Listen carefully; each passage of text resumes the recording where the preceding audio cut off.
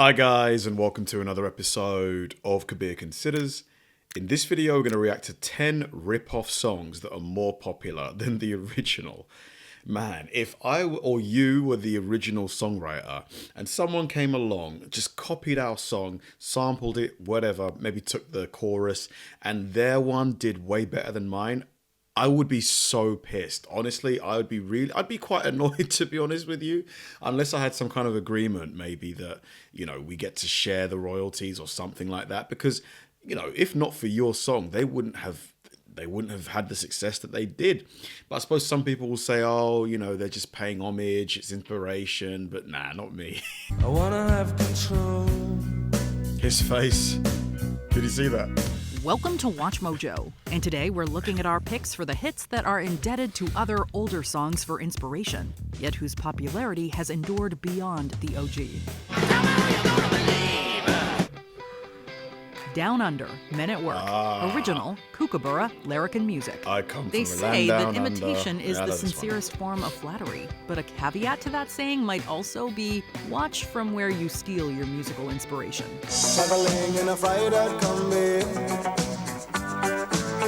on a hippie trailhead full of zombies. Greg Ham and his bandmates from Men at Work found this out the hard way when it came to light that Ham, the band's flautist, nicked a bit of the Australian children's tune Kookaburra for the group's smash Down Under. Kookaburra sits in the old gum tree. Mary, Mary, king of the bush is he. It took until the mid-2000s for the similarities between the two songs to come to light via a television quiz show. At that point, the publishers of Kookaburra, Lyric and Music, successfully sued for back royalties to the tune of 5%. Oh, and did we mention that these royalties were backdated to 2002? Ouch. Man.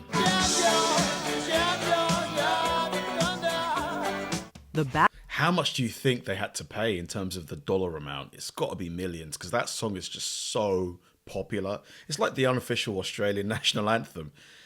God, I hope they put some money away. Bad Touch, Bloodhound Gang. Original, In the Night, Pet Shop Boys.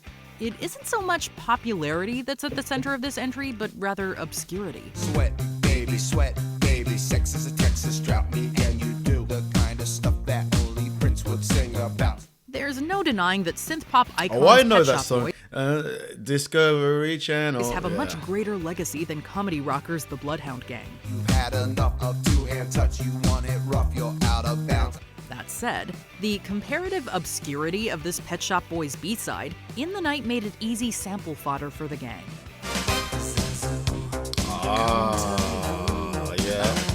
Yeah. Their hit Massive The Bad hit Touch does a similarity. great job at sampling the original's beat, while adding an infectiously electronic pop vibe of their very own. This, combined with The Bad Touch's legendarily silly video, proved to be a recipe for MTV's success. You and me, baby, ain't nothing but mammals, so let's Do it like they do in the Discovery Channel. Surfin' USA, Beach Boys, original, Sweet Little 16. How would you, if it were you that was sampled and they didn't get your permission, how would you feel? Would you forgive them or would you try and get royalties? Because, if they didn't ask your permission... Chuck Berry. The publishing history of the Beach Boys' Surfin' USA is nothing if not a long and strange trip. If everybody had an ocean across the USA.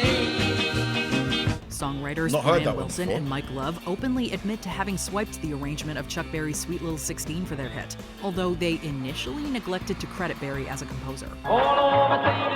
Louis, way down in New Orleans. Yet the song was still published under Berry's company, with sources alleging that the Beach Boys' father/manager Murray did so under duress. We'll all be planning out a route we're gonna take real soon. Whatever the case, Surfin' USA has endured as an icon of the era for quite a bit longer than Berry's hit. It's just another example of the Beach Boys' chaotic careers as pop music megastars. Yeah, everybody's gone surfing, surfing USA. I got a feeling. This is the thing though, like music, there's bound to be certain songs that sound really similar that aren't, they're just purely coincidence, that they sound similar. Like not every song that sounds the same is a sample. Black Eyed Peas. Original, Take a Dive, Brian Pringle. Here's a question. Does it matter if a song has been legally cleared of plagiarism if the similarities remain evident to the naked ear? I got a feeling ooh, that tonight's gonna be a good night. Intention Man, this certainly song was matters, and huge it's unclear if when the it Black came Eyed out. Peas had actually heard the dance mix of Brian Pringle's Take a Dive prior to writing their hit, I Got a Feeling.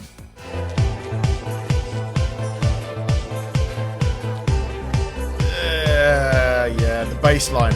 The Wikipedia entry for the song lists Pringle as a sample source, and in 2010, the Peas were sued for copyright infringement. Tonight's the night, hey, let's live it up. Let's live it up. I got my money, hey, let's spin it up. However, Pringle had only copyrighted the original version of Take a Dive, and not the dance mix. The case was ultimately decided in favor of will.i.am and Company.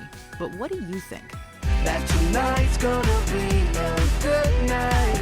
That tonight's gonna be a good night. Shake It Off. I feel like in that situation, maybe will.i.am should give him a little something, because it's clear that you did sample the dance version. You did. Like the bass line is exactly the same.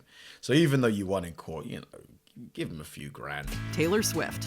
Original, Players Gon' Play, 3LW. I say I'm too late. Got nothing in my brain. There are many perils that come along with fame, not the least of which is other artists attempting to piggyback upon another's success. Cause the players gonna play, play, play, play, play. And the haters gonna hate, hate, hate, hate, hate. This seems to be the reason why a plagiarism case was thrown out against Taylor Swift by the songwriters behind 3LW's millennial hit Players Gon' Play. Players, they gon' play. And haters, they gonna hate. Those composers, Sean Hall and Nathan Butler, claimed that Swift ripped them off within the lyrical arrangement to Shake It Off. Swift, in a statement, claimed that she'd never heard the song and wasn't even allowed to watch MTV's Total Request Live during 3LW's heyday. I'm just gonna shake, shake, shake, shake, shake. Shake it off, shake it off. But even if Taylor didn't hear the song, she's got like an army of songwriters, Like, I'm not saying they did copy it, but player's gonna play, haters gonna hate. I suppose it could just be coincidence. What do you think? Shake it off. All You Need Is Love, The Beatles. Original, In the Mood, Tricky. Glenn Miller. The Beatles were at the height of their psychedelic and experimental powers during the release of All You Need Is Love in 1967.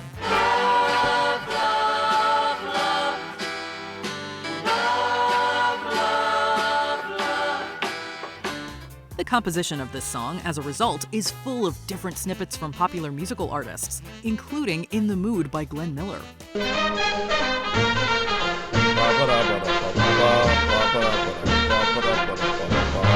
The latter's big band jazz hit emerges near the end of All You Need Is Love, and it's clear that the Beatles are intentionally utilizing this sample for dramatic effect. All you need is love.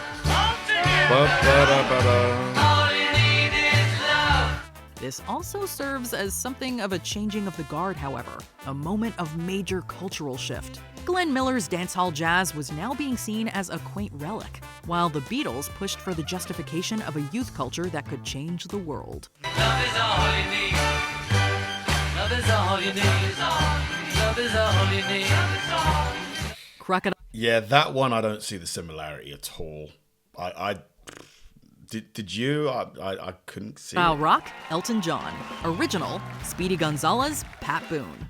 The case of Crocodile Rock is another where the songwriters and performers seem to know what they were doing. I remember when rock was young. Me and Susie had so much fun. Bernie Taupin and Sir Elton John admit that the tune was a nostalgic throwback to rock and roll tropes of their youth. Meanwhile, the composers of a forgotten novelty hit titled Speedy Gonzalez came calling 2 years after the release of Crocodile Rock, claiming they were ripped off. Speedy Gonzales, why don't you come home? Their claim that Taupin and John adapted similar chords was eventually settled out of court, while the Pat Boone version of Speedy that charted back in '62 is largely left to the dustbin of history. Crocodile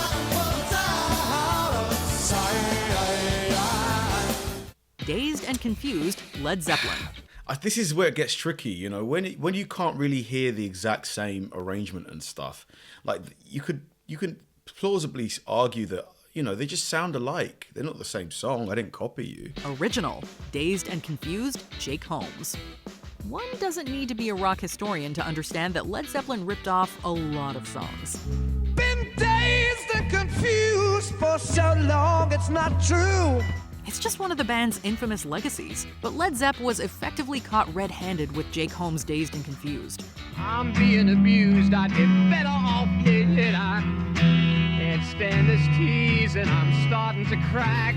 Sure, it took until 2010 for justice to be served, but versions of the song today list the composition credit as Jimmy Page, inspired by Jake Holmes. Every day I work so hard, bringing home my heart and pain. Try to love you, baby, but you push me away. That's because Page admits that he heard Holmes perform the tune before adapting it for his old band, the Yardbirds, and eventually bringing Dazed and Confused with him to Led Zeppelin. I really want you to know, baby.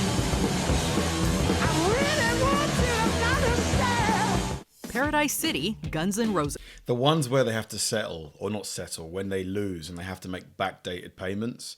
Like, if they haven't put away money, like, from the height of their career, like, do they have to take out loans to sort of, like, pay the damages? Original, Zero the Hero, Black Sabbath. Maybe Guns N' Roses figured that Black Sabbath's 1983 LP Born Again was far enough removed from their glory days to be ripped off. Paradise City where it learns to scream and the girls are pretty. Or perhaps GNR didn't think the Sunset Strip glam metal fans would notice the riff similarities between the former's Paradise City and the Sab's Zero the Hero.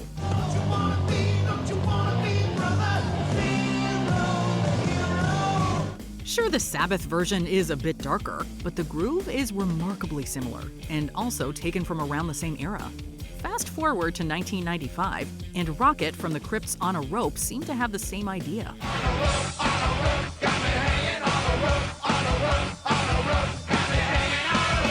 But you know what? We see you guys, and Sabbath does too. Before we continue, be sure to subscribe to our channel and ring the bell to get notified about our latest videos. You have the option to be notified for occasional videos or all of them. If you're on your phone, make sure you go into your settings and switch on notifications. What's number Creep, one? Radiohead. Original, The Air That I Breathe, The Hollies. This song is a veritable spaghetti bowl of tangled rights claims and plagiarism accusations. When you were before, couldn't look you in the eye. Radiohead had to forsake a portion of their songwriting to Albert Hammond and Mike Hazelwood, who wrote The Air That I Breathe back in 1972. Which seems fair. That I breathe. How about this one? That song was a hit for the Hollies in '74, while the members of Radiohead fully copped to utilizing this inspiration during the composition of Creep. But I'm a creep.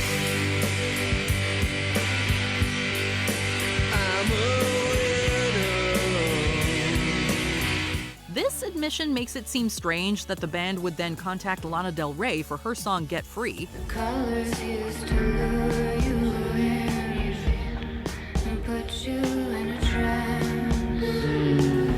which they claimed ripped off Creep. Or is that Creep and The Air That I Breathe?